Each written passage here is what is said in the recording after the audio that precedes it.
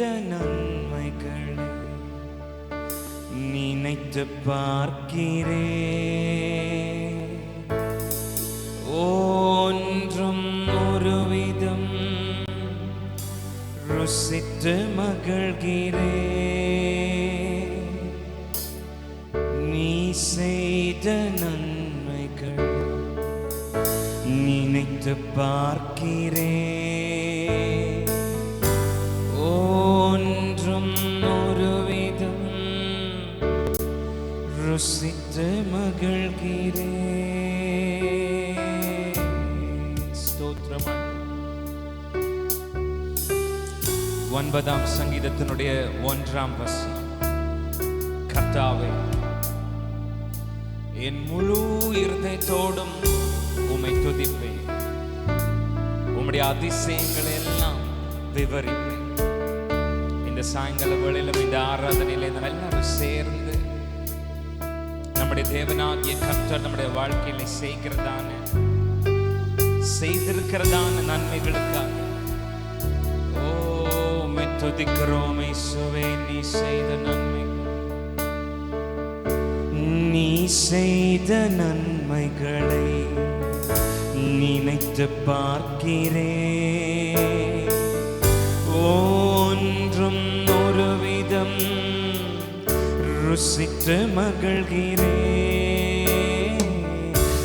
நீ செய்த நன்மைகளை நினைத்து பார்க்கிறேன்.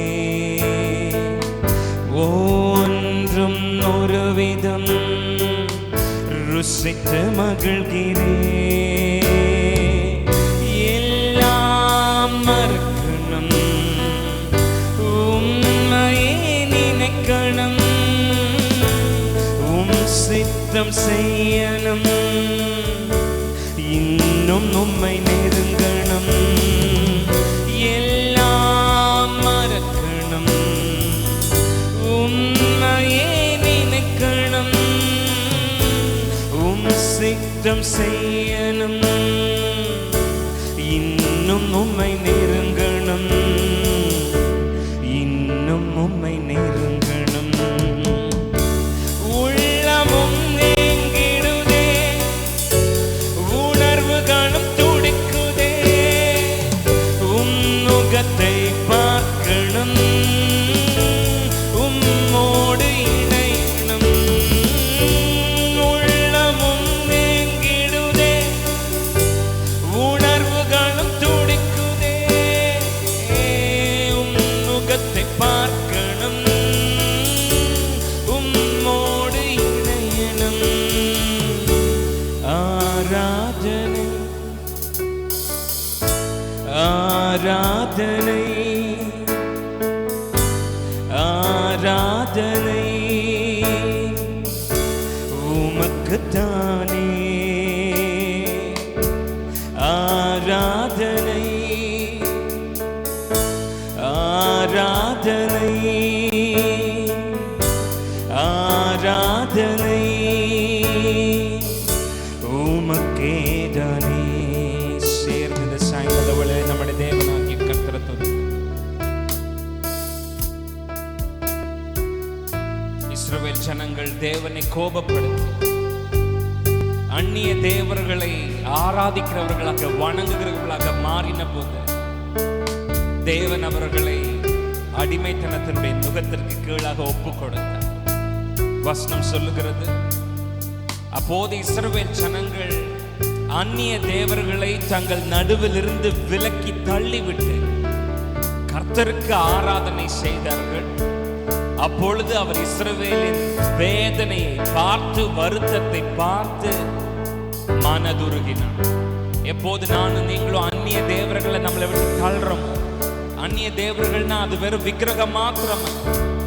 என்னையும் உங்களையும் நம்ம ஆண்டவர்கிட்ட இருந்து பிரிக்கிற எல்லாமே அந்நிய தேவர்கள் தான், விக்கிரகங்கள் தான். அதெல்லாம் தள்ளி இந்த சாயங்கால வேளையில ஆண்டவரே, என் ஆசை நீர் தான், நீரின்றி நான் இல்லை, உம் அன்பை விட்டு nothing can split me ஆண்டவரே என்று சொல்லி ஆராதிக்கும் போது தேவன் நம்மேல் மனதுருகுகிறவராய்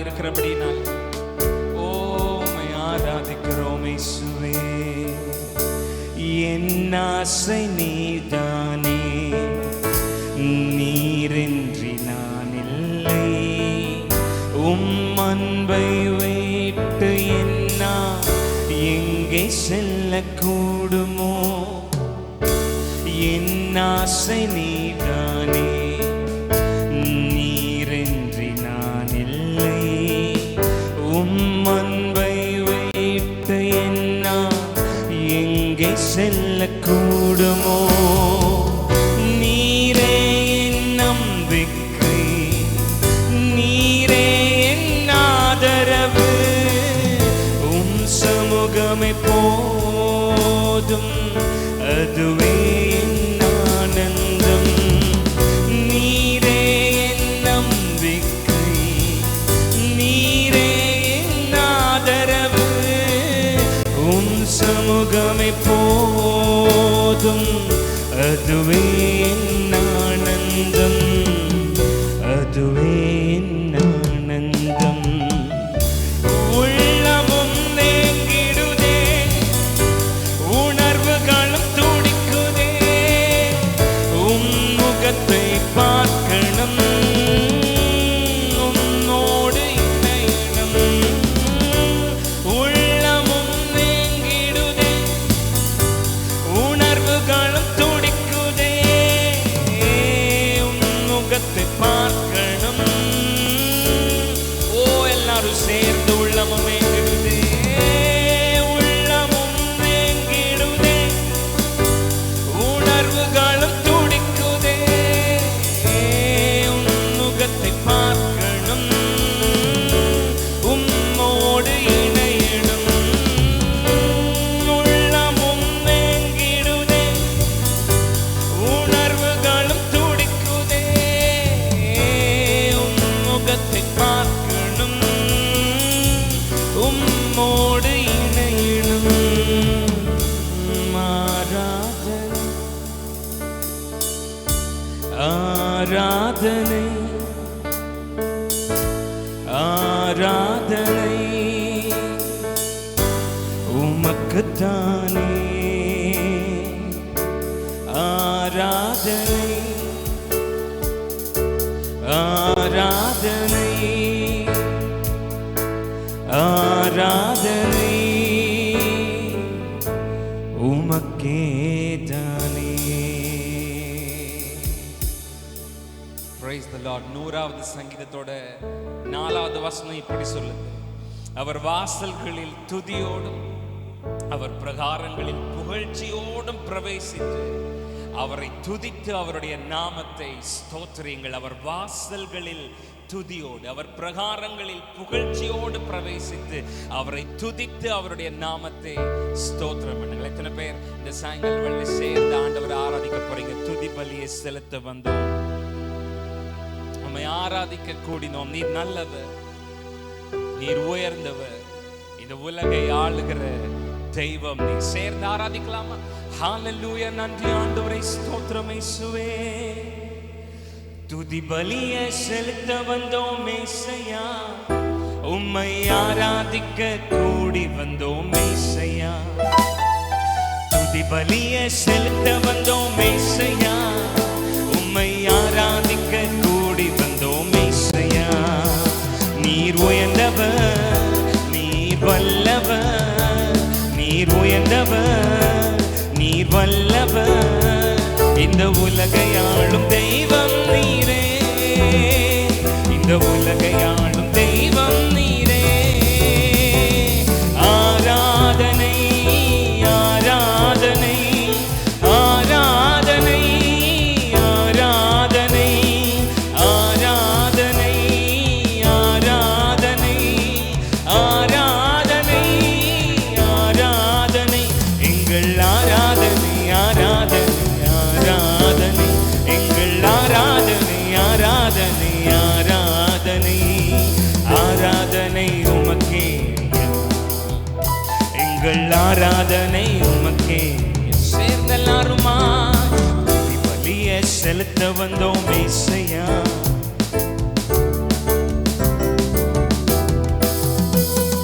துதி பலியை செலுத்த வந்தோம் மேசையா, உம்மை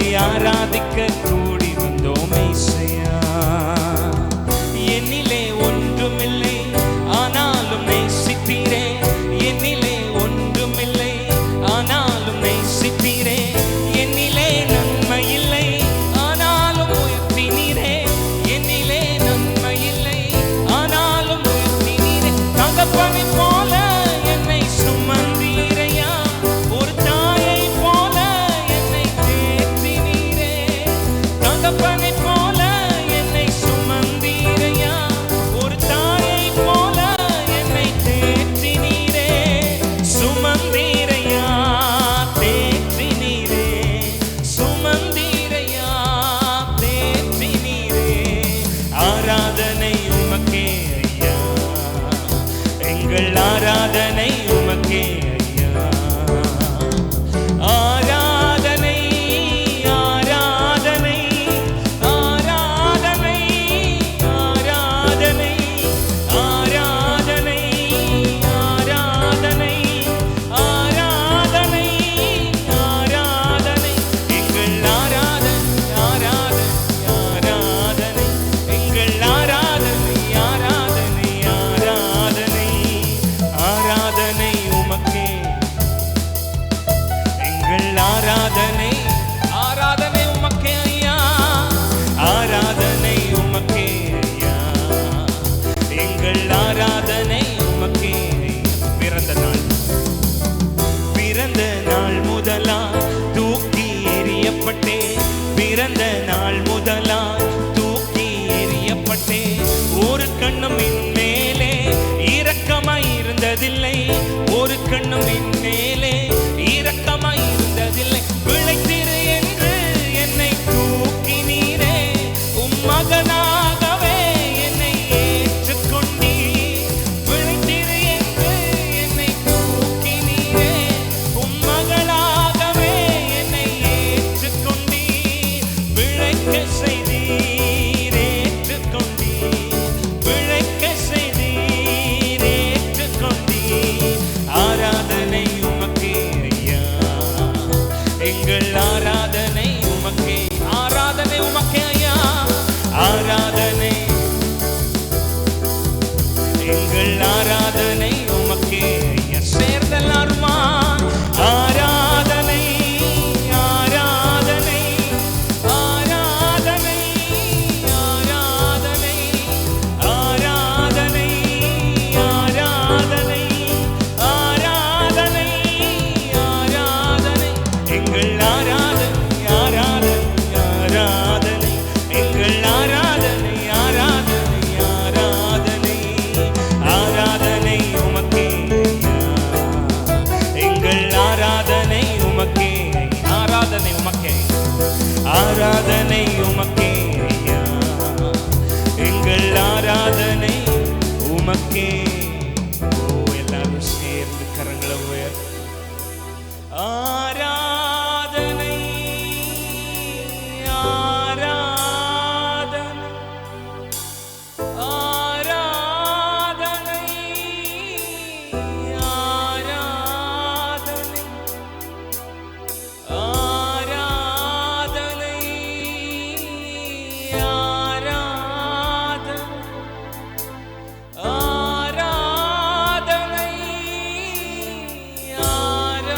ஆராதனை எங்கள் ஆராதனை ஆராதனை ஆராதனை எங்கள் ஆராதனை ஆராதனை ஆராதனை ஆராதனை உமக்கே ஐயா. எங்கள் ஆராதனை உமக்கே. ஆராதனை உமக்கே. ஆராதனை உமக்கே ஐயா. எங்கள் ஆராதனை உமக்கே ஐயா. சேர்ந்த உள்ளத்தினுடைய ஆழத்தில் இன்னொரு 2-3 நிமிடங்கள் மாத்திரம் ஆராதனை நாயகன் நீ, எங்களுடைய ஆராதனை வேந்தன் நீ. நீர் மாந்தர்கள் போற்றும் தெய்வம். உம்மையே நாங்கள் ஆராதிக்கிறோம். இத்தனை பேர் சங்கீதக்காரனாகி தாவீதோடு கூட சேர் நான் கர்ப்பத்தில் உற்பத்தி ஆன அந்த நாள் தொடங்கி ஆண்டவரே உம்மால் நான் ஆதரிக்கப்பட்டேன். என் தாயின் வயிற்றிலிருந்து என்னை எடுத்தவர் நீ. உம்மையே நான் எப்போதும் துதிப்பேன் ஆண்டவரே. ஆண்டவரே உம்மையே நாங்கள் எப்போதும் ஆராதிப்போம். நானோ எப்போதும் நம்பிக்கை கொண்டிருந்து மென்மேல் உம்மை துதித்து உம்மை உயர்த்துகிறோம் இயேசுவே.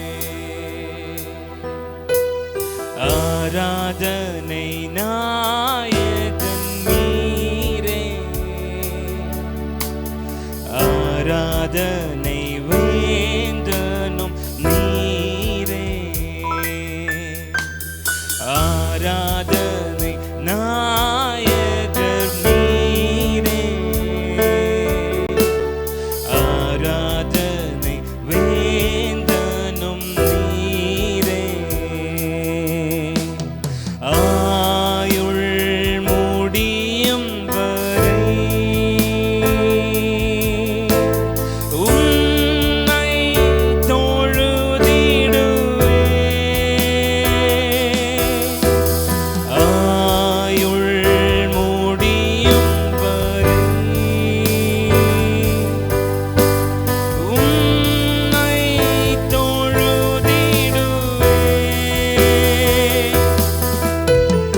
ஆராதனை நாயகன் நீரே, ஆராதனை வேந்தனும் சேர்ந்தெல்லாம் ஆராதனை நாயகன் நீரே, ஆராதனை வேந்தனும் நீரே, ஆயிரம் பேர்களில் சிறந்தோர் ஆண்டவரே சுமீரே, ஆயிரம் பேர்களில் சிறந்தோர் ஆண்டவரே சுமீரே, விடி வெள்ளியே எந்தன் பிரியம் நீரே, என்றும் தொழுதிடும், விடி வெள்ளியே எந்தன் பிரியம் நீரே, என்றும் தொழுதிடும். கரங்கள் எல்லாரும் சேர்ந்து ஆராதனை நாயகன் நீரே, ஆராதனை வேந்தனும் நீரே, ஆராதனை நாயகன் நீரே, ஆராதனை வேந்தனும் நீரே. ஸ்தோத்திரம், நன்றி ஆண்டவரே. அப்படியே ஜெபத்தோடு கூட உங்களுடைய வேதாகமங்களை நீங்கள் உங்கள் கைகளில் எடுத்து அதிலே நாம் 2 வேத பகுதிகளை இந்த ராத்திரி வேளையிலே நாம் வாசித்து ஆண்டவருடைய வார்த்தைக்கு நேராக கடந்து போகிறோம். If you have your Bibles, உங்கள் கைகளில் வேதாகமங்கள் இருக்குமே ஆனால் அதை எபிரேயர் 12ஆம் அதிகாரம் 18 முதல் 24 வரை உள்ள வசனங்களுக்கு நேராகவும், யாத்திராகமத்தினுடைய புத்தகத்தினுடைய 5ஆம் அதிகாரத்தினுடைய 1, 2 ஆகிய வசனங்களுக்கு நேராகவும் உங்களுடைய சிந்தைகளை நீங்கள் திருப்பிக் கொள்ளுங்கள். நாம் சேர்ந்து வாசிக்கலாம். Hebrews chapter number 12 verses commencing from 18 through 24.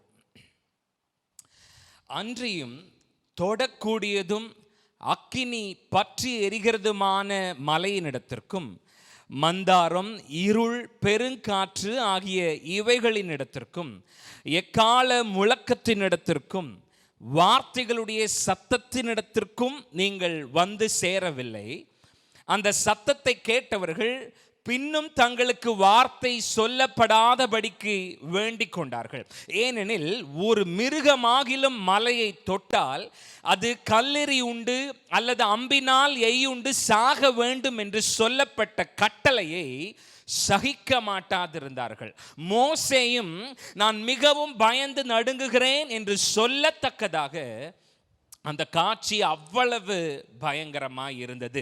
நீங்களோ சீயோன் மலையின் இடத்திற்கும் ஜீவனுள்ள தேவனுடைய நகரமாகிய பரம எருசலேமின் இடத்திற்கும் 1000-10,000 தேவ தூதர்களின் இடத்திற்கும் பரலோகத்தில் பேர் எழுதியிருக்கிற முதற் பேரானவர்களின் சர்வ சங்கமாகிய சபையின் இடத்திற்கும் யாவருக்கும் நியாயாதிபதியாகிய தேவனிடத்திற்கும் பூரணராக்கப்பட்ட நீதிமான்களுடைய ஆவிகளின் இடத்திற்கும் புது உடன்படிக்கையின் மத்தியஸ்தராகிய இயேசுவின் இடத்திற்கும் ஆபேலினுடைய இரத்தம் பேசினதை பார்க்கிலும் நன்மையானவைகளை பேசுகிற இரத்தமாகிய தெளிக்கப்படும் இரத்தத்தினிடத்திற்கும் வந்து சேர்ந்தீர்கள். அப்படியே யாத்திராகமம் 5ஆம் அதிகாரம் 1-2 வசனங்களுக்கு நேராக நம்முடைய வேதாகமங்களை திருப்பிக் கொள்ளலாம்.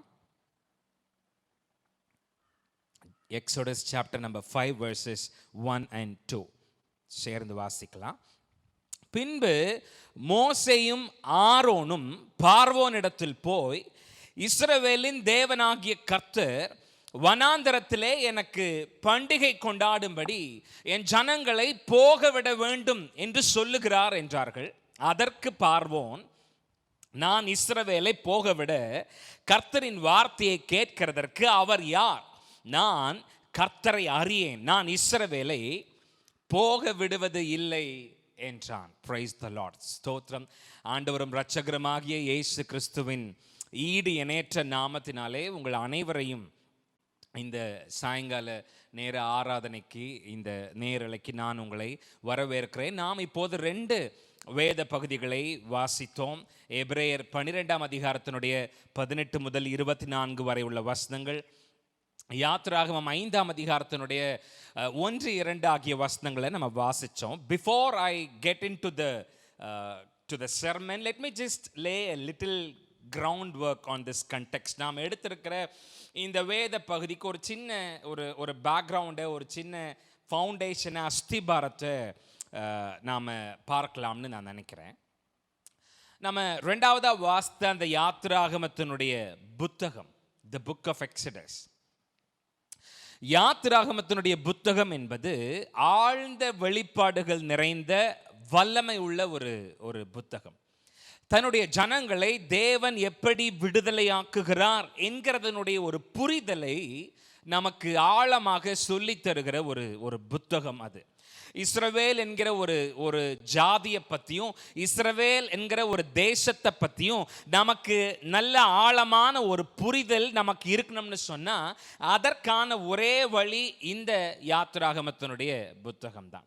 பொல்லாத எதிரிகளாகிய சத்துருக்கள் ரொம்ப ஸ்ரதையெடுத்து உருவாக்குகிற எப்பேற்பட்ட ஒரு சிறையாக இருந்தாலும் அந்த சிறைக்குள்ள இருந்து அவரோட ஜனங்களை வெளியில கொண்டு வர்றது அப்படிங்கிறது நாம் ஆராதிக்கிற நம்முடைய தேவனாகிய கர்த்தருக்கு எவ்வளவு சுலபமான ஒரு காரியம் அப்படிங்கிறத நமக்கு சொல்லுகிற ஒரு புத்தகம் இது.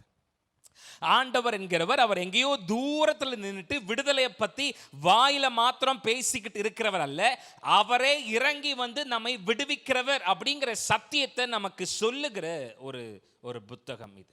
இது ஒரு வல்லமையுள்ள புத்தகம். இது தேவன் தம்முடைய ஜனங்களை எப்படி விடுதலை ஆக்குகிறார் என்பதை தெரியப்படுத்துகிற ஒரு புத்தகம். இஸ்ரவேல் என்கிற ஒரு வம்சத்தை பற்றின புரிதல் நமக்கு தருகிற புத்தகம்.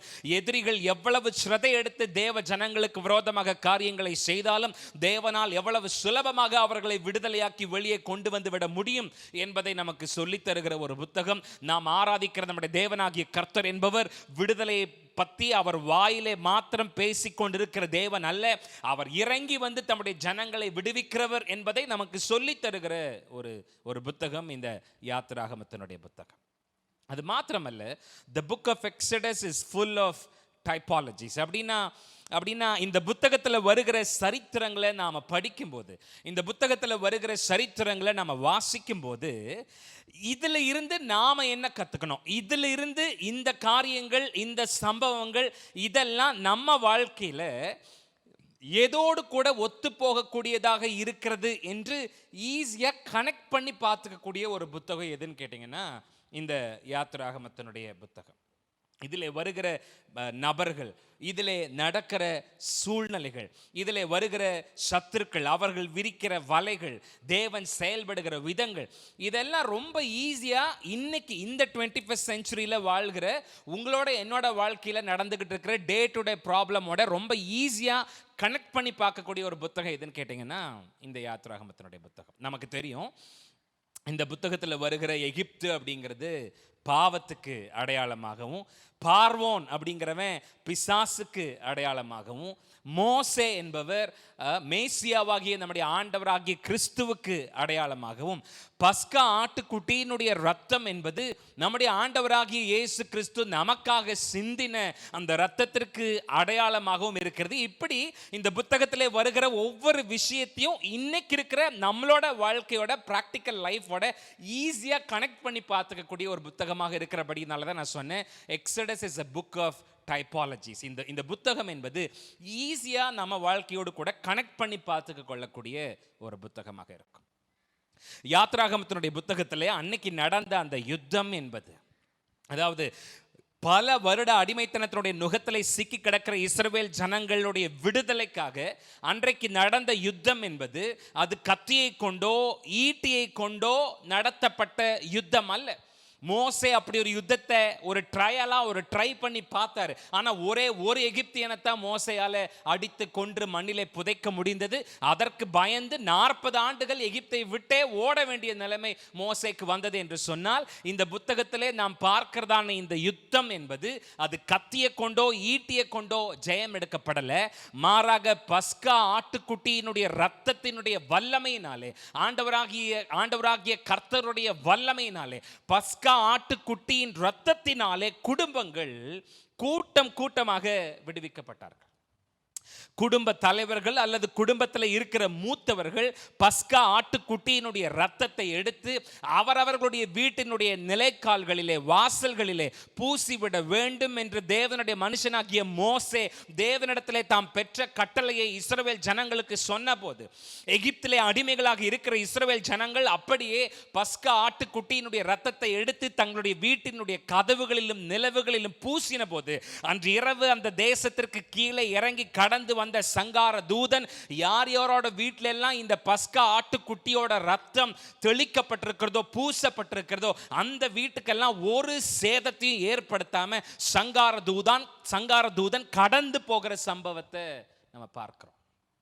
இன்னைக்கும் இந்த ராத்திரி வேளையில கல்வாரி இயேசுவின் ரத்தத்துக்கு வல்லமை இருக்குன்னு எத்தனை பேர் நம்புறீங்க?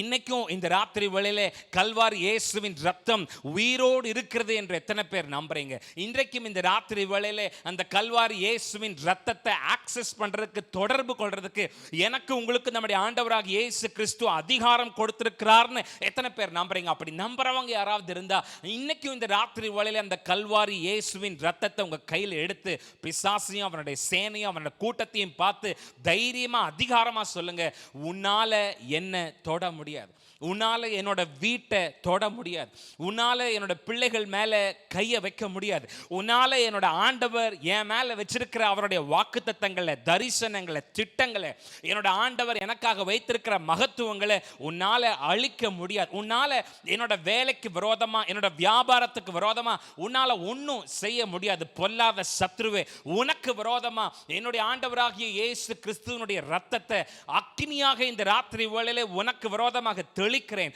உன்னையும் உன்னுடைய வல்லமையும் உன்னுடைய கிரியைகளும் இந்த ராத்திரி வேளையிலே இயேசுவின் நாமத்தினாலே அது அழிக்கப்பட்டு போவதற்காக, உன்னுடைய கிரியைகள் வல்லமை இல்லாமல் ஒன்றுமில்லாமல் போவதற்காக இயேசுவின் ரத்தத்தை வல்லமையாய் அக்கினியாய் உனக்கு விரோதமாக நான் தெளிக்கிறேன் என்று சொல்லுகிற தேவ பிள்ளைகள் யாராவது இருப்பீங்கன்னா சத்தம் ஒரு ஆமேன்னு சொல்லி ஆண்டவரை கொண்டாடுங்க பார்க்கலாம். இஸ்ரவேல் ஜனங்கள் அன்றைக்கு பஸ்கா ஆட்டுக்குட்டியோட ரத்தத்தை எடுத்து அவங்களோட வீட்டினுடைய நிலைக்கால்களில் பூசின போது, கதவுகளில் பூசின போது, ஒரு பஸ்கா ஆட்டுக்குட்டியோட ரத்தம் அந்த இஸ்ரவேல் ஜனங்கள் அன்றைக்கு விடுதலை ஆகிறதற்கு ஒரு மிகப்பெரிய கருவியாக இருந்திருக்கும்னு சொன்னா, அதை காட்டிலும் 1000 கோடி மடங்கு வல்லமை உள்ளது.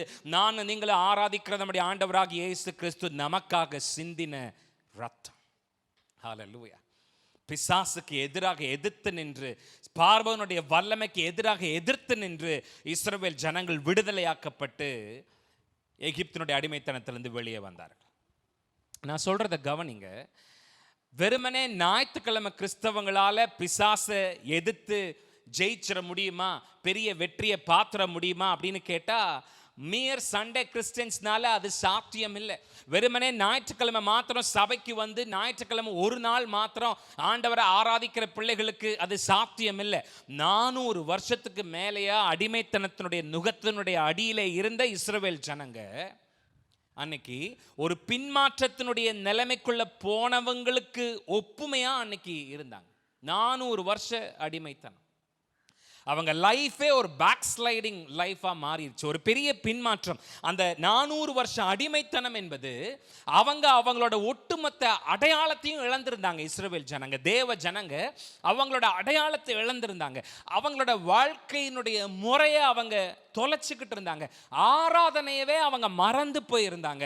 அதோடு கூட ஆண்டவரை பிரியப்படுத்துகிற காரியங்கள், அவர்களுடைய மார்க்கத்தினுடைய பக்தி வைராகியங்கள் எல்லாவற்றையும் தொலைத்து போட்டவர்களாக இஸ்ரவேல் ஜனங்கள் எகிப்திலே, அதாவது எகிப்துன்னு சொல்லும்போது பாவம் நிறைந்த இந்த உலகம், இஸ்ரவேல் ஜனங்கள் எகிப்திலே அவர்கள் அடிமைகளாக இருந்து கொண்டிருக்கிறார்கள். எல்லாத்தையுமே மறந்துட்டாங்க. ஆண்டவரை மறந்துட்டாங்க, ஆராதனையை மறந்துட்டாங்க. அந்த இஸ்ரவேல் என்கிற ஒரு கோத்திரத்திற்கு தேவன் வைத்திருக்கிற ஒரு இன்டெகிரிட்டியை, ஒரு மேன்மையை, அந்த பக்தி மார்க்கத்திற்கு இருக்கக்கூடிய வைராக்கியத்தை எல்லாத்தையும் மறந்துட்டாங்க. உங்களுக்கு நான் சொல்றது புரியுதா? ஜீவனுள்ள தேவனை ஆராதிக்கிறதுங்கிறது அவங்க வாழ்க்கையில எந்த அளவுக்கு குறைஞ்சிச்சோ அந்த அளவுக்கு அவங்க மேல இருந்த அடிமைத்தனத்தினுடைய நுகமும் அதிகமாகிக்கிட்டே இருந்துச்சு. இஸ்ரவேல் ஜனங்க 400 வருஷமா என்ன பண்றாங்க? எகிப்தினுடைய அடிமைத்தனத்தில் இருக்கிறாங்க. அவங்க போன போது அவங்களுக்கு அந்த நிலைமை இல்லை, எடுத்த உடனே அவங்களுக்கு அந்த நிலைமை இல்லை. ஆனா நாட்கள் போக போக போக இஸ்ரவேல் ஜனங்கள் எவ்வளவுக்கு எவ்வளவு தேவனை விட்டு தூரம் போனார்களோ, எவ்வளவுக்கு எவ்வளவு ஜீவனுள்ள தேவனை ஆராதிப்பது, துதிப்பது, ஜெபிப்பது இஸ்ரவேல் ஜனங்களுடைய வாழ்க்கையில குறைந்து கொண்டே வந்ததோ அவ்வளவுக்கு அவ்வளவு அவர்கள் மேல் இருந்த பார்வனுடைய அடிமைத்தனம் அதிகமாகி கொண்டே இருந்தது. இன்னைக்கு ராத்திரி இந்த செய்தியை கேட்டுக்கிட்டு இருக்கிற உங்க வாழ்க்கையில நீங்க சந்திக்கிற சில நெருக்கடிகளை நீங்க பேசும்போது, சொல்லும்போது, ஜெப குறிப்புகளாக சொல்லும்போது, இன்னொரு பக்கத்துல நானும் நீங்களும் பார்க்க வேண்டியது, ஜீவனுள்ள தேவனாகிய கர்த்தரோடு கூட நமக்கு இருக்கிற நெருக்கத்தினுடைய அளவு என்பது எந்த அளவில் இருக்கிறது என்பதை நானும் நீங்களும் ஒரு விசை செல்ஃப் டெஸ்ட் பண்ணி பார்த்துக்கணும் இன்னைக்கு ராத்திரி. ஏன்னா எந்த அளவுக்கு இஸ்ரவேல் ஜனங்களுடைய வாழ்க்கையில ஜீவனுள்ள தேவனை தேடுகிறதும் ஆராதிக்கிறதும் குறைஞ்சதோ அந்த அளவுக்கு பிரச்சனையும் நெருக்கமும் அதிகமாயிட்டே இருந்துச்சு. மொத்தம் 430 வருஷம். அதுல 400 வருடங்கள் அவர்கள் அடிமைகளாகவே இருந்தார்கள். அப்படின்னா கிட்டத்தட்ட 10 தலைமுறை ஜனங்கள் எப்படி இருந்தாங்கன்னு கேட்டீங்கன்னா அடிமைத்தனத்தின் கீழேயே இருந்தார்கள். புதிதாக பிறக்கிற தலைமுறையினர் அடிமைகளாகவே பிறந்தார்கள். அப்படின்னா ஒரு பெரிய தலைமுறை சாபம் தலைமுறையாக அவர்களை பின்தொடர்ந்து வந்து கொண்டே இருக்கிறது. 10 தலைமுறையாய் இந்த ஜனங்கள் இஸ்ரவேலின் தேவனாகிய கர்த்தரை மறந்து போயிருந்தார்கள். அந்த அடிமைத்தனத்தினுடைய நுகம் அவர்கள் மேல் எந்த அளவுக்கு இருந்தது என்பதை வார்த்தைகளால் விவரிக்க முடியாது. அந்த அடிமைத்தனத்தினுடைய நுகத்திலே அந்த இஸ்ரவேல் ஜனங்கள் இருந்த போது அவர்கள் அனுபவித்த கொடுமைகள் என்பது கொஞ்சம் நஞ்சம் இல்லை. 400 வருஷம் அடிமைத்தனம்னா யோசித்து பாருங்க. 400 வருஷம் அடிமைத்தனம். அந்த 400 வருஷத்துல அவங்க அனுபவித்த வேதனைகள், அனுபவித்த கொடுமைகள், அனுபவித்த நரக வேதனைகள் என்பது கொஞ்சம் நஞ்சம் இல்லை. அவ்வளோ வேதனைகளை அவங்க அனுபவிச்சாங்க. தலைமுறையா ஒரு சாபம் அவங்களை தொடர்ந்து வந்து கொண்டே இருந்தது. என்ன சாபம்? அடிமை என்கிற சாபம். சுயாதீனர்களாக அவர்கள் இருக்க முடியல. அவங்க நினைச்சதை அவங்க செய்ய முடியல. அவங்க நினைச்ச மாதிரி அவங்க தேவனாகிய கர்த்தரை அவங்களால விடுதலை ஆராதிக்க முடியல. ஒரு பெரிய அடிமைத்தனத்தினுடைய சாபம் அவர்கள் மேல தலைமுறையாக இருந்து கொண்டே வந்து கொண்டே இருந்தது.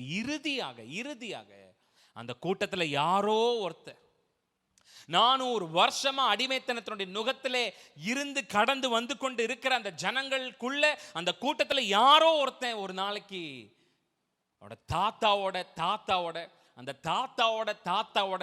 தாத்தாவோட கிரேட் பேரண்ட்ஸ் செய்த ஒரு காரியத்தை செய்யறதுக்கு ஒரு நாள் முடிவு செய்தார். என்னன்னு கேட்டீங்கன்னா, நாம ஏன் ஜெபத்தை முயற்சி செஞ்சு பார்க்க கூடாது?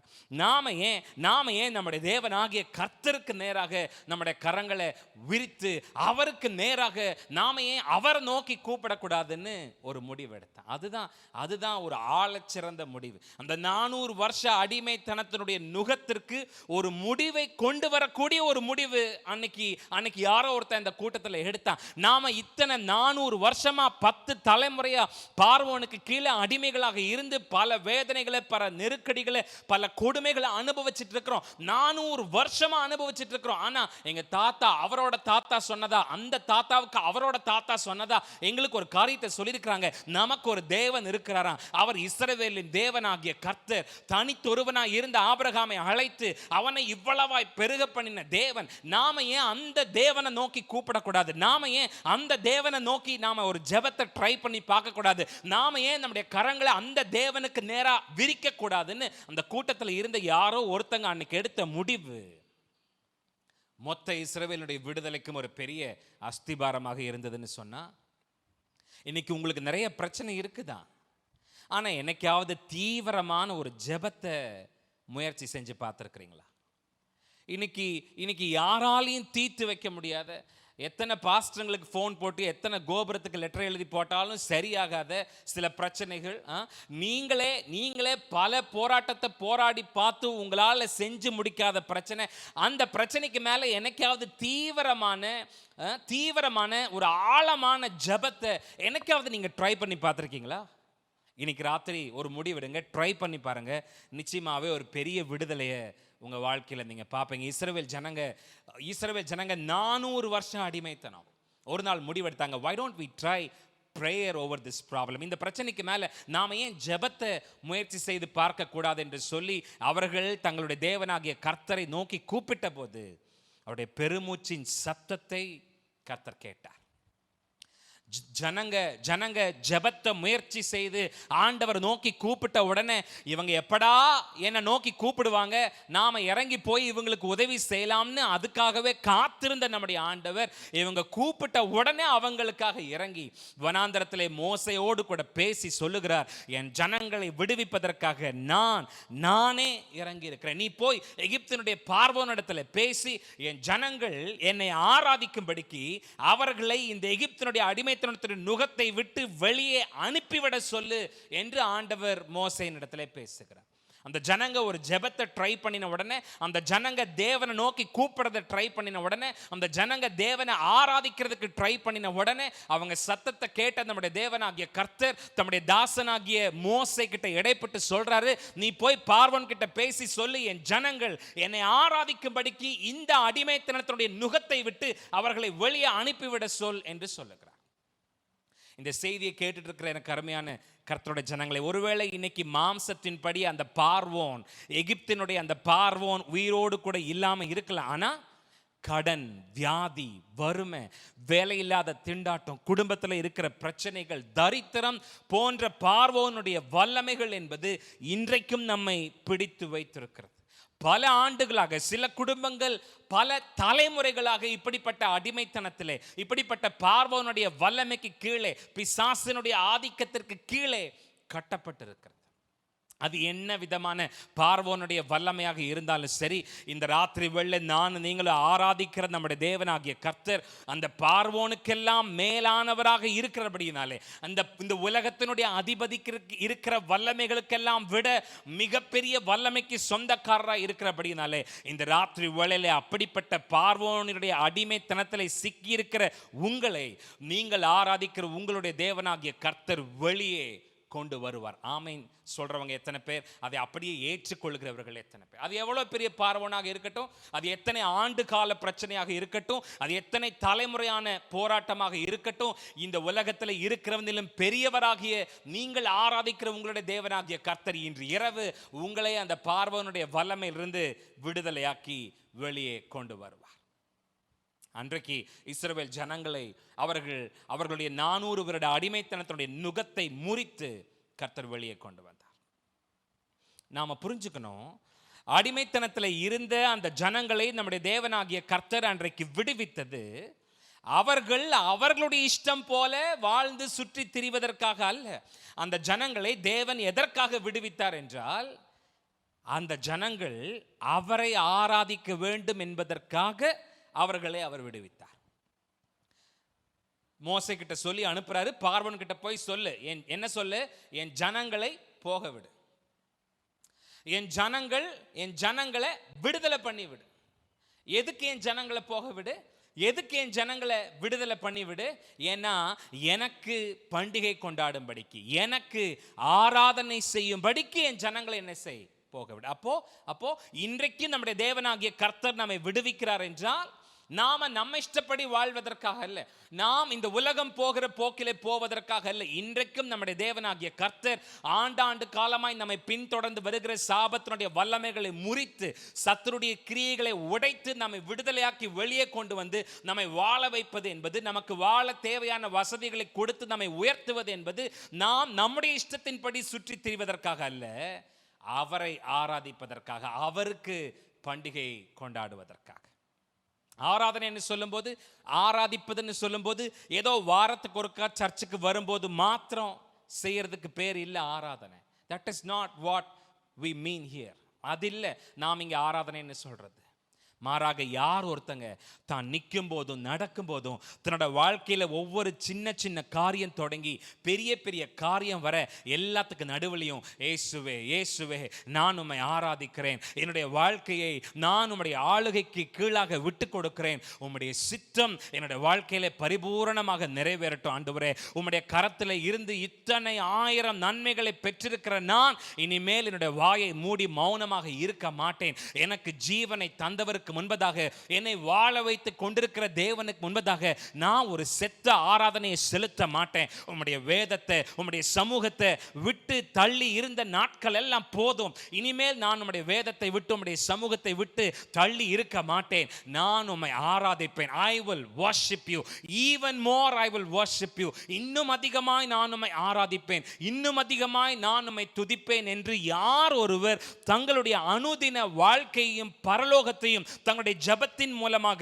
ஆராதனையின் மூலமாக, துதியின் மூலமாக, வேத தியானத்தின் மூலமாக இணைத்துக் கொள்கிறார்களோ, அப்படிப்பட்டவர்கள் செய்கிறதற்கு பேர் தான் ஆராதனை.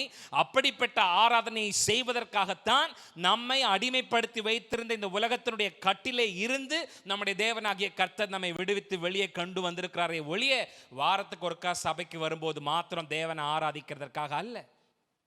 இந்த மாதிரி லாக்டவுன் போட்டால் இன்னும் சௌரியம், பேசாமல் சாப்பிட்டு வீட்டில் தூங்கிக்கலாம் அப்படிங்கிறதுக்காக இல்லை. நம்மை நம்முடைய தேவனாகிய கர்த்தர் விடுவித்து வெளியே கொண்டு வந்தது நாம் அவரை ஆராதிப்பதற்காக என்பதற்காக. உண்மையான ஆராதனைங்கிறது வெறும் சத்தம் மாத்திரம் இல்லை. நிறைய பேர் நம்ம என்ன நினைச்சுக்கிறோம்னா ஆராதனைனா சத்தம் தான். That is not the true worship. உண்மையான ஆராதனைங்கிறது வெறும் சத்தம் மாத்திரம் இல்லை, அது அது அது வேற மாதிரியான ஒரு உணர்வு. It cannot be expressed through words. அந்த experience it cannot be expressed through words. அது ஒரு வேற மாதிரியான ஒரு உணர்வு. உண்மையான ஒரு ஆராதனைங்கிறது நமக்கு முன்னாடி இன்னொரு புதிய உலகத்தை திறந்து கொடுக்கும். அந்த உலகம் ஆவிக்குரிய உலகம். நாம வாழ்கிற இந்த உலகத்தை விட அது நிஜமானது, அது மேன்மையானது.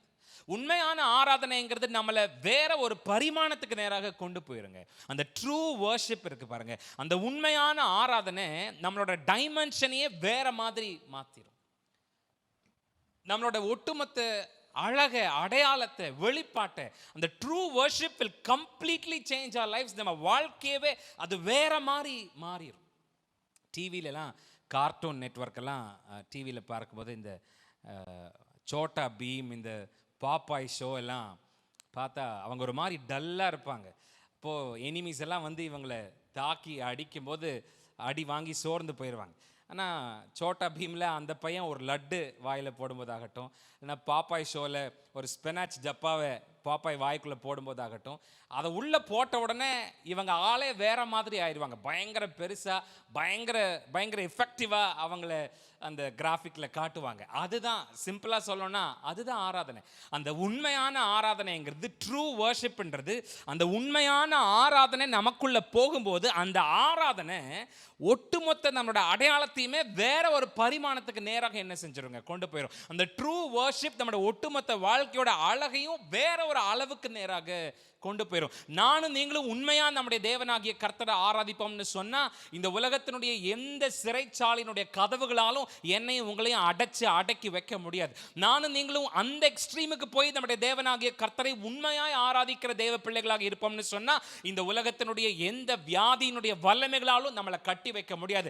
நிறைய பேர் இன்னைக்கு டிப்ரெஷன்ல, மன அழுத்தத்தில் இருக்கிறோம். உண்மையான ஆராதனை மன அழுத்தத்தை சுக்கு நூறா உடைச்சிரும்னு சொன்னா எத்தனை பேர் ஆமேன்னு சொல்லுவீங்க?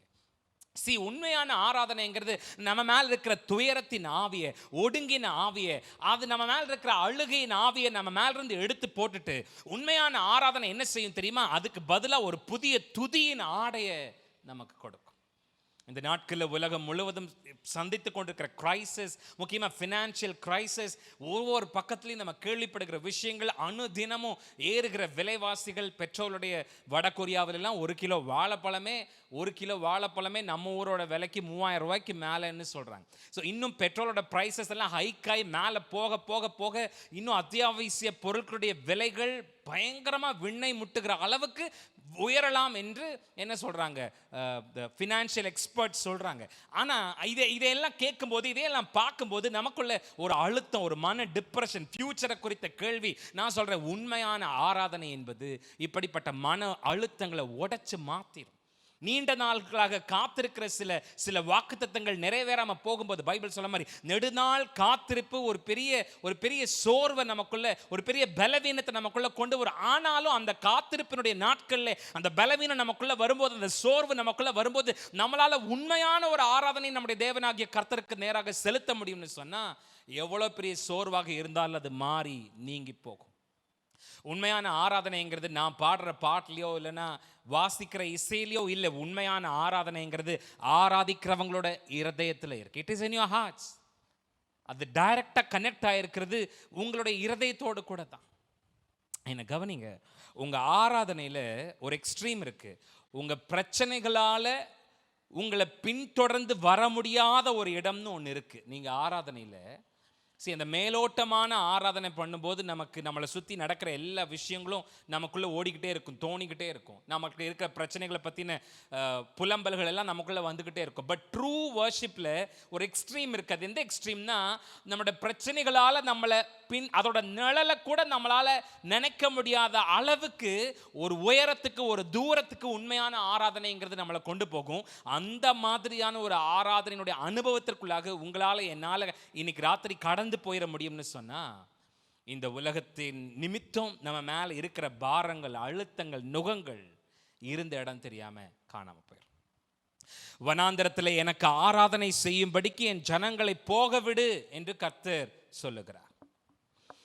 வனாந்தரத்தில் என் ஜனங்கள் எனக்கு பண்டிகை கொண்டாடும்படிக்கு அவர்களை அனுப்பிவிட சொல் என்று மோசே கிட்ட சொல்லி அனுப்புறார். பார்வோன்ட்ட போய் சொல், என் ஜனங்களை எனக்கு பண்டிகை கொண்டாடும்படிக்கு என் ஜனங்களை அனுப்பிவிட சொல் என்று சொல்லுகிறார். அப்படியே மோசே போய் பார்வோன் கிட்ட சொல்றாரு. ஆனா பார்வோன் அதை கேட்கறதா இல்லை. நமக்கெல்லாம் தெரியும், பல வாதைகளுக்கு பிறகு பார்வோன் இஸ்ரவேல் ஜனங்களை போக விடுகிறான். இஸ்ரவேல் ஜனங்கள் சீனாய் மலைக்கு வந்து சேருகிறார்கள்.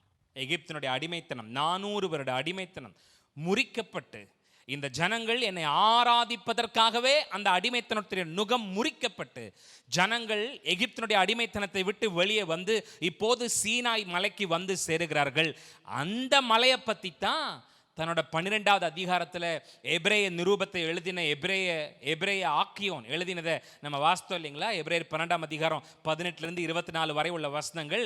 இஸ்ரவேல் ஜனங்கள் எகிப்திலிருந்து விடுதலையாகி வெளியில வந்து சீனாய் மலையிலே அவர்கள் நின்றார்கள். அந்த சீனாய் மலையை பற்றி தான் பவுல் எழுதுறாரு. அந்த மலை எப்படிப்பட்ட மலை தெரியுமா? அக்கினி பற்றி எரிகிற மலை.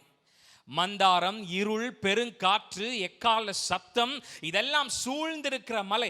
யாரும் அந்த மலைக்கு பக்கத்துல போயிடக்கூடாது, யாரும் அந்த மலையை தொற்றக்கூடாது. அதை மீறி யாராவது அந்த மலையை தொட்டுட்டா அவர்கள் கொலை செய்யப்பட வேண்டும். மோசேயே ஐயோ எனக்கு பயமா இருக்கிறது, நான் மிகவும் பயந்து நடுங்குகிறேன் என்று சொன்ன மலை அந்த மலை. ஆண்டவர் அந்த மலையில இறங்கி வந்து தம்முடைய ஜனத்தோடு கூட பேச ஆரம்பித்த போது ஆண்டவருடைய வல்லமையான சத்தத்தினுடைய வல்லமையை, பெரு வெள்ளத்தினுடைய இறைச்சலை தாங்க முடியாம போன இஸ்ரவேல் ஜனங்க, போதும் இனிமேல் ஆண்டவர் பேச வேண்டாம் அப்படின்னு சொல்லி சொன்ன மலை அந்த மலை.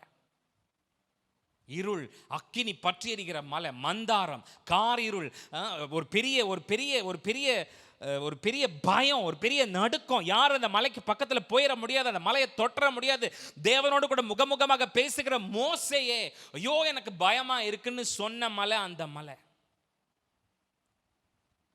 அதை சொல்லிட்டு எபிரேய நிருபத்தை எழுதின பவுல் எழுதுறாரு, அன்னைக்கு இஸ்ரவேல் ஜனங்க விடுதலையாகி வெளியில வந்து தங்களால தொடக்கூட முடியாத ஒரு மலைக்கு பக்கத்துல வந்து சேர்ந்தாங்க.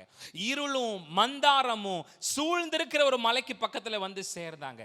தேவ பிள்ளைகள் தனிப்பட்ட விதத்திலே தேவனோடு கூட ஒரு தொடர்பை வைத்துக் கொள்ள முடியாத ஒரு மலைக்கு பக்கத்துல வந்து சேர்ந்தாங்க.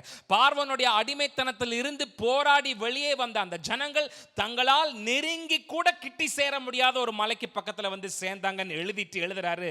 ஆனால் நீங்களோ, இத்தனை பேர் அந்த வார்த்தைக்கு ஆமென் சொல்வீங்க? இஸ்ரவேல் ஜனங்கள் அன்னைக்கு விடுதலையாகி வெளியில வந்து சேர்ந்த அந்த மலை எப்படிப்பட்டதுன்னு நான் சொன்னேன். அதை சொல்லிட்டு பவுல் சொல்றார், ஆனால் நீங்களோ சீயோன் மலையின் இடத்திற்கும் ஜீவனுள்ள தேவனுடைய நகரமாகிய பரம எருசலேமின் இடத்திற்கும் 1000-10,000 தேவ தூதர்களிடத்திற்கும் பரலோகத்திலே பேர் எழுதியிருக்கிற முதற் பேரானவர்களின் சர்வ சங்கமாகிய சபையின் இடத்திற்கும் யாவருக்கும் நியாயாதிபதியாகிய தேவனிடத்திற்கும் பூரணராக்கப்பட்ட நீதிமான்களுடைய ஆவிகளிடத்திற்கும் புது உடன்படிக்கையின் மத்தியஸ்தராகிய இயேசு கிறிஸ்துவின் இடத்திற்கும் ஆபேலின் ரத்தம் பேசினதை பார்க்கிலும் நன்மையானவைகளை பேசுகிற ரத்தமாகிய தெளிக்கப்படும் ரத்தத்தினிடத்திற்கும் வந்து சேர்ந்தீர்கள் என்று எழுதுகிறார். அன்றைக்கு இஸ்ரவேல் ஜனங்கள் விடுவிக்கப்பட்டு வெளியே வந்த சீனாய் மலை என்பது பக்கத்துல போக முடியாது, நெருங்க முடியாது, தொட முடியாது, தேவனோடு கூட தனிப்பட்ட உறவு வைக்க முடியாது. அது இருள், அது மந்தாரம், அது கார் இருள், அது பயங்கரமான ஒரு இடம். ஆனா உங்களை இன்னைக்கு கர்த்தர் எங்க கொண்டு வந்திருக்கார் தெரியுமா? நீங்கள் அவருக்கு நெருக்கமாக பக்கத்துல. எகிப்திலிருந்து வெளியில வந்த ஜனங்க தேவனை வனாந்தரத்தில் ஆராதிக்கிறதுக்காக வந்தாங்க. ஆனா அன்னைக்கு அவங்களால தேவனை எப்படி ஆராதிக்க முடியும், எப்படி ஆராதிக்க முடிஞ்சதுன்னு கேட்டீங்கன்னா, தூரத்துல தள்ளி நின்றுதான் அவங்களால ஆராதிக்க முடியும், தூரத்துல தள்ளி நின்றுதான் அவங்களால ஆராதிக்க முடிஞ்சது. ஆனா இன்னைக்கு கிறிஸ்து நம்மை தம்முடைய பரிகாரத்தினாலே பிதாவுக்கு சமீபமாய் மாற்றி இருக்கிறார். இன்னைக்கு நான் நீங்களும் தூரத்துல நின்று இல்ல, சமீபமாய் மத்தியஸ்தராகி இயேசுவுக்கு பக்கத்துல, அவர் நமக்காக சிந்தின அந்த ரத்தத்திற்கு பக்கத்துல நான் நீங்களும் இன்னைக்கு வந்து சேர்ந்திருக்கிறோம். இன்னைக்கு ராத்திரி எத்தனை பேர் நான் விடுதலையை மாத்திரம் பெற்றா பத்தாது, நான் அந்த பரம சீயோன் வரைக்கும் போகணும்னு எத்தனை பேர் சொல்றீங்க? நான் ஏதோ விடுவிக்கப்பட்டா மாத்திரம் போதும், என் கடன்ல இருந்து, என் வியாதியிலிருந்து, என் பிரச்சனையிலிருந்து, என் போராட்டத்திலிருந்து நான் விடுவிக்கப்பட்டா மாத்திரம் போதாது, அந்த பரம சியோனுக்கு பக்கத்துல வரைக்கும். பழைய ஏற்பாட்டில் வாசிக்கும் போது அங்க மகா பரிசுத்த ஸ்தலத்துக்குள்ள சேரோ இல்லைன்னா வேற உட்கார்றதுக்கு வேற எந்த விதமான ஒரு காரியமோ அங்க கிடையாது. ஏன்னா அந்த இடம் தேவன் வீற்றிருக்கிற இடம். அந்த மகா பரிசுத்த ஸ்தலம் என்பது தேவன் வீற்றிருக்கிற இடம். அந்த இடம் வரைக்கும் போனவங்க, அந்த எல்லை வரைக்கும் போனவங்க ரெஸ்ட் எல்லாம் எடுக்க முடியாது. சதா சர்வ காலமும் நின்றுக்கிட்டு தேவாதி தேவனை அவங்க ஆராதிச்சுக்கிட்டும் துதிச்சுக்கிட்டுமே தான் இருக்கணும். இன்னைக்கு என்கிட்ட உங்ககிட்ட அந்த மாதிரியான ஒரு ஆராதனை இருக்கா நம்ம பார்க்கணும். அந்த மகா பரிசுத்த ஸ்தலத்துக்கு பக்கத்தில் போயிட்டா அங்கே என்ன இல்லைங்க, சேர் இல்லை, அங்கே தேவன் உட்கார்ந்துருக்கிறார். அது தேவன் வீற்றிருக்கிற இடம். அங்கே சேர் கிடையாது, சோஃபா கிடையாது, அங்கே ரெஸ்ட் எடுக்க முடியாது. 1/2 மணி நேரம் உட்காந்து கையை தட்டி பாடி, 1/4 மணி நேரம் நின்று பாடி, அதுக்கப்புறம் உட்காந்து 1 மணி நேரம் மெசேஜில், 1/4 மணி நேரம் தூங்கி, 2 நிமிஷம் கொட்டாய் விட்டு 4 நிமிஷம் தண்ணி குடிச்சு அப்படிலாம் பண்ண முடியாது. மகா பரிசுத்த ஸ்தலத்துக்கு பக்கத்தில் போயிட்டா நோ ரெஸ்ட், 24/7. அங்கே இருக்கிறவங்க என்னதான் செய்யணும்னா தேவனாகிய கர்த்தரை ஆராதிச்சுக்கிட்டே இருக்கணும், துதிச்சுக்கிட்டே இருக்கணும். இன்னைக்கு என்னையும் உங்களையும் தேவன் எங்க கொண்டு வந்திருக்கிறாராம்? பக்கத்துல கொண்டு வந்திருக்கிறாராம், தூரத்தில் இல்லை. நானும் நீங்களும் அவருக்கு சமீபமா பக்கத்துல வந்திருக்கோம். சமீபமா பக்கத்துல வந்து அவருக்கு பக்கத்துல வரைக்கும் போய் சேர்ந்த என்னோட உங்களோட ஆராதனை லைஃப் எப்படி இருக்கு? நாம் எப்போ ஆராதிக்கிறோம்? புதுசாக கார் வாங்கினா ஆராதிக்கிறோம், புதுசாக வீட்டை கட்டினா ஆராதிக்கிறோம், கல்யாணம் நடந்தால், குழந்தை பிறந்தா அப்போ மாத்திரம் ஆராதனை. ஆனால் ஆண்டவர் ஏன்ட்ட உங்ககிட்ட எதிர்பார்க்கிறது 24/7 எப்போதும் ஆராதனை. ஆராதனையே நம்மளோட உயிர் மூச்சா மாறி போகிற ஒரு நிலைமை. அந்த மாதிரி தேவனை ஆராதிக்கிற பிள்ளைகளோட வாழ்க்கையில் நடக்கிற மகத்துவங்கள் இயற்கையால் கூட அதை டிஃபைன் பண்ணி எக்ஸ்பிளைன் பண்ண முடியாது. அப்படி இயற்கைக்கு மேலான காரியங்களை நம்முடைய தேவனாகிய கர்த்தர் அப்படிப்பட்டவருடைய வாழ்க்கையில நடத்துகிறவராக இருக்கிறார். நான் இந்த செய்தியை முடிக்கிறதுக்கு முன்னாடி இப்படி சொல்றேன். இன்னைக்கு என்னோட செய்தியோடைய சாராம்சம் என்பது, உங்களை விடுதலையாக்கும்படிக்கு உங்களுடைய தேவனாகிய கர்த்தர் இறங்கி இருக்கிறார். என்னையும் உங்களையும் ரிலீஸ் பண்ணுறதுக்கு. இன்னைக்கு ராத்திரி நானும் நீங்களும் சந்தித்து கொண்டிருக்கிற எவ்வளோ பெரிய பிரச்சனையாக இருந்தாலும் சரி, அதிலிருந்து நம்மளை வெளியில் கொண்டு வருவதற்காக நம்முடைய தேவனாகிய கர்த்தர் இன்று இரவு இறங்கி இருக்கிறார். ஏற்கனவே நம்முடைய ஆண்டவராகிய இயேசு கிறிஸ்து 2000 வருஷத்துக்கு முன்பதாக நமக்காக கொல்கதா மேட்டினிலே கோர பயங்கரமாக தொங்கி நமக்காக மரித்து உயிர்த்தெழுந்து அவர் நம்மேல் இருந்த பிசாசனுடைய அதிகாரத்தை பிடுங்கி நம்மை விடுவித்திருக்கிறார். இன்னைக்கு இன்னும் நம்ம மேலே ஒட்டிக்கிட்டு இருக்கிற சின்ன சின்ன பிரச்சனைகளிலிருந்து மீட்டு வெளியே கொண்டு வரும்படிக்கு அவர் இறங்கி இருக்கிறார். என்னை உங்களே அவர் விடுவிக்கிறது எதுக்குன்னா, நானும் நீங்களும் நம்ம இஷ்டத்தின்படி வாழ்றதுக்காக இல்லை, நானும் நீங்களும் அவரை ஆராதிப்பதற்காக. இவர்கள் என் ஜனங்கள், என் துதியை சொல்லி வருவார்கள். என்னை உங்களையும் இன்னைக்கு ராத்திரி நம்முடைய தேவனாகிய கர்த்தர் விடுவித்திருக்கிறது அவரை ஆராதிப்பதற்காக. அன்னைக்கு விடுதலையாக்கி வெளியில கொண்டு வரப்பட்ட இஸ்ரவேல் ஜனங்கள் நெருங்க முடியாத அளவு ஒரு தூரத்தில் நின்றுதான் அவங்களால கர்த்தரை ஆராதிக்க முடிஞ்சிச்சு. ஆனால் இன்னைக்கு நாமும் அந்த எபிரேயர் 12ஆம் அதிகாரம் சொல்லுகிறபடி அவருக்கு சமீபமாய் வந்திருக்கிறோம்.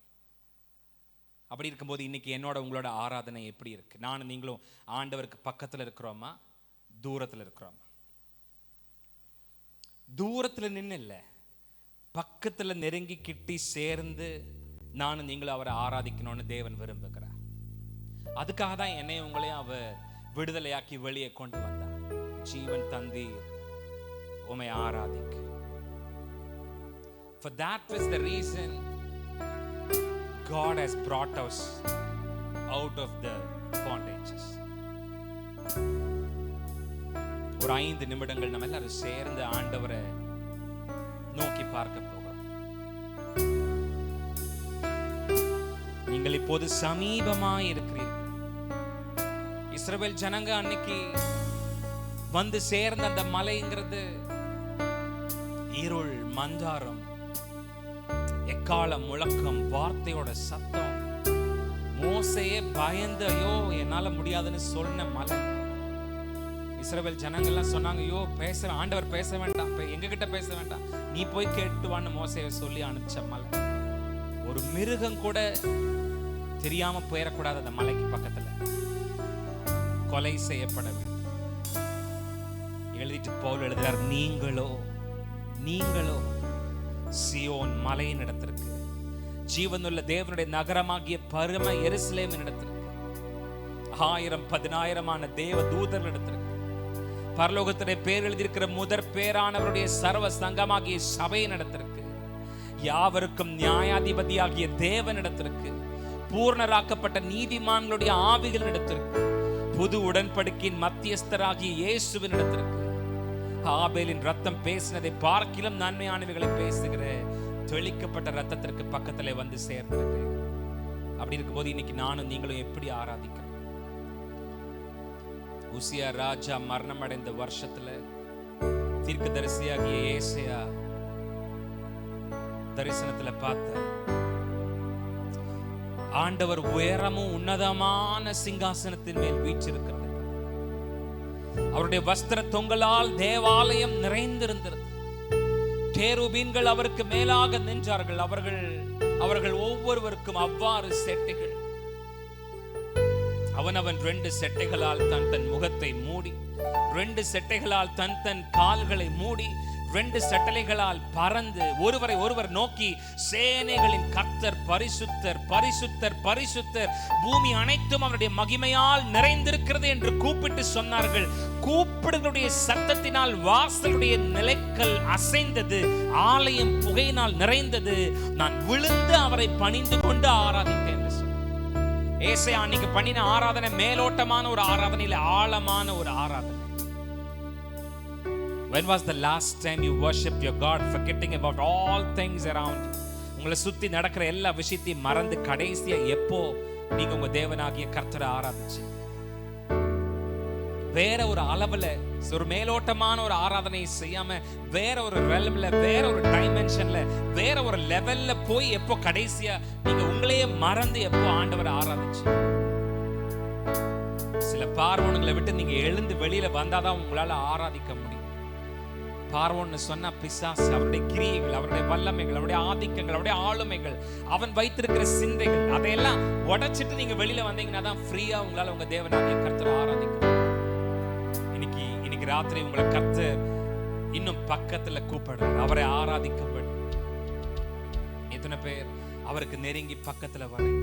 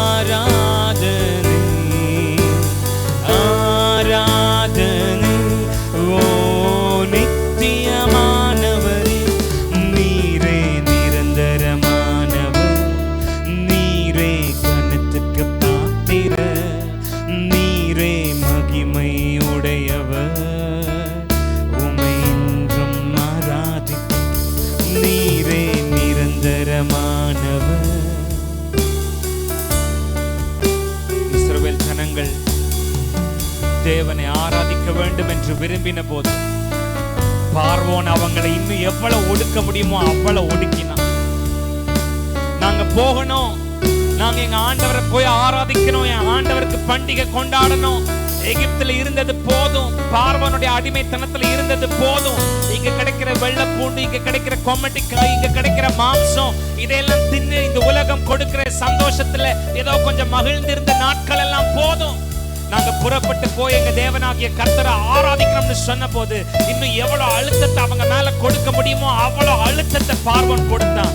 அப்படிதான் உங்களுக்கும் செய்வான், எனக்கும் செய்வான். நானும் நீங்களும் ஒரு ஆழமான ஆராதனையுடைய அனுபவத்திற்குள்ள போகணும்னு நினைக்கும் போது எவ்வளவு அழுத்தத்தை நமக்கு கொடுக்கணுமோ, எவ்வளவு வேதனை நமக்கு கொடுக்கணுமோ, எவ்வளவு நெருக்கடியை நமக்கு கொடுக்கணுமோ, எவ்வளவு ஓவர் டைம் நமக்கு கொடுக்கணுமோ, எவ்வளவு நெருக்கடிகளை பிரச்சனைகளை கொடுக்கணுமோ அவ்வளவு அவன் கொடுக்க முயற்சி செய்வான். ஆனா இன்னைக்கு ராத்திரி யாராவது தேவ பிள்ளைகள் அவருடைய சங்கிலிகள் எல்லாம் உடைச்சு அறுத்து, இன்னைக்கு ராத்திரி நான் என் பக்கத்துல போய் என் தேவனாகிய கர்த்தரை ஆராதிக்க வேண்டும் என்று விரும்புறவங்க யாராவது வந்திருப்பீங்கன்னா அவங்க மாத்திரம் இயேசுவே நீரே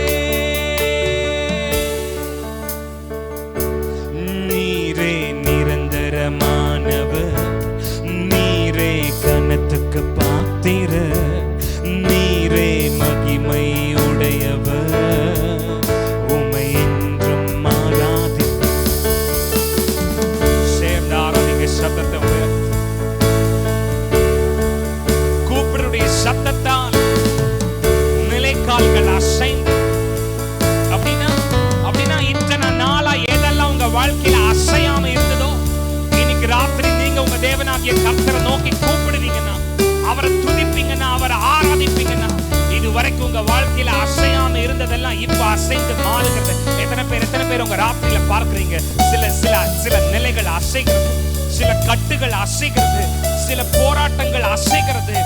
உங்களோட பாஸ் உங்களுக்கு வேலை கொடுக்கறத கடினமா இருந்தவன் அசைறான். உங்க லோன் பேப்பர்ஸ் கத்தர் உங்களுடைய ஆராதனை அதை அசைக்குது. உங்க ஆராதனை அதை அசைக்குது. உங்க எதிரியோட கூட்டத்தை அசைக்குது. உங்க மேல இருக்கிற கடனை அதை அசைக்குது.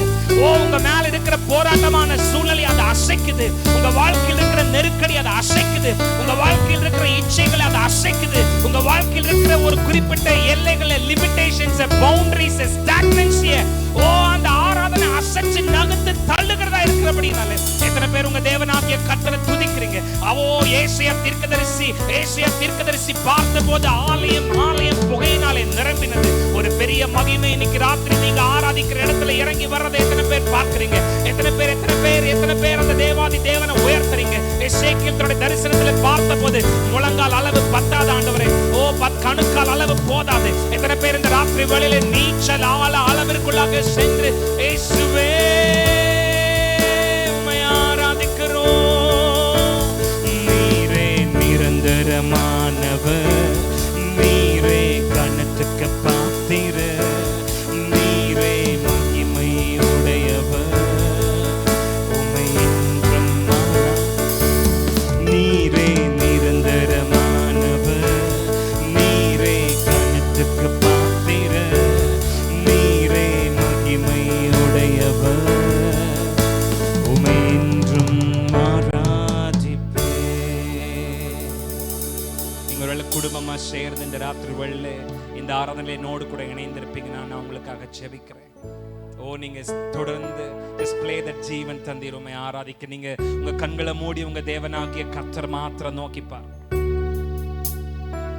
இந்த செய்தியை கேட்கிறவங்க எத்தனை பேருக்கு தெரியும் பார்வோன் அன்னைக்கு எப்படி கொல்லப்பட்டான்? எத்தனை பேருக்கு தெரியும்?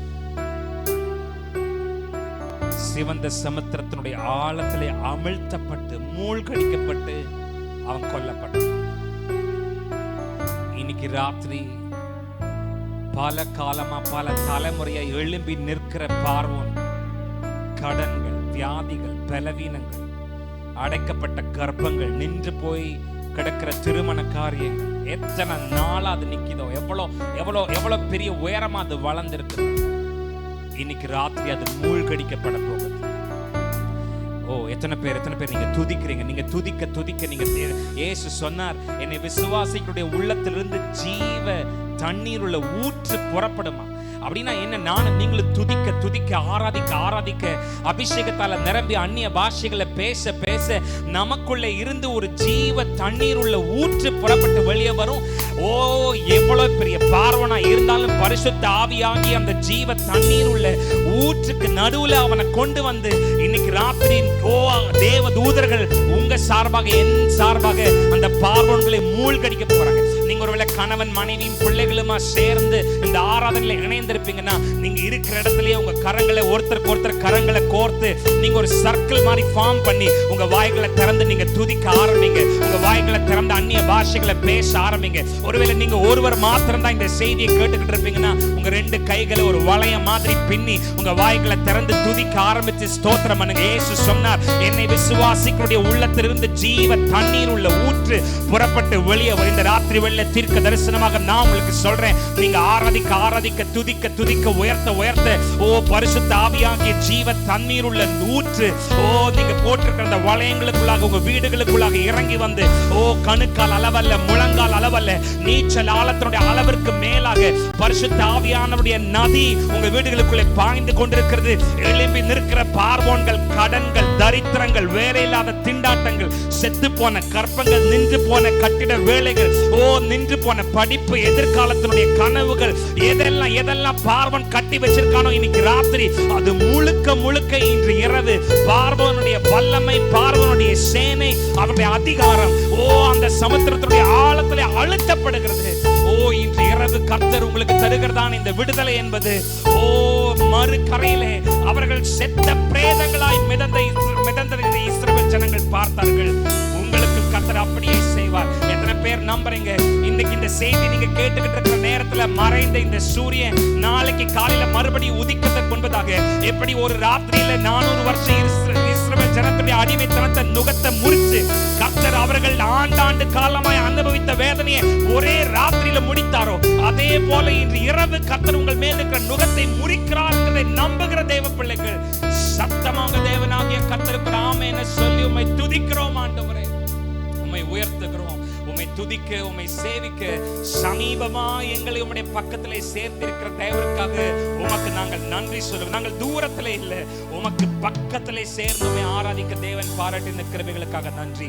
தொடர்ந்து உம்முடைய கிருபை, உம்முடைய சமூகம், உம்முடைய பிரசன்னம் எங்களோடு கூட, எங்களுடைய சபையோடு கூட, ஊழியக்காரர்களோடு கூட, எங்களுடைய சபையை சார்ந்த தேவ பிள்ளைகளோடு கூட இருப்பதாக இயேசுவின் இன்ப நாமத்தில் ஜெபிக்கிறோம் பிதாவே, ஆமென். என் ஆத்துமாவே கர்த்தரை ஸ்தோத்ரி, என் முழு உள்ளமே அவருடைய பரிசுத்த நாமத்தை ஸ்தோத்ரி.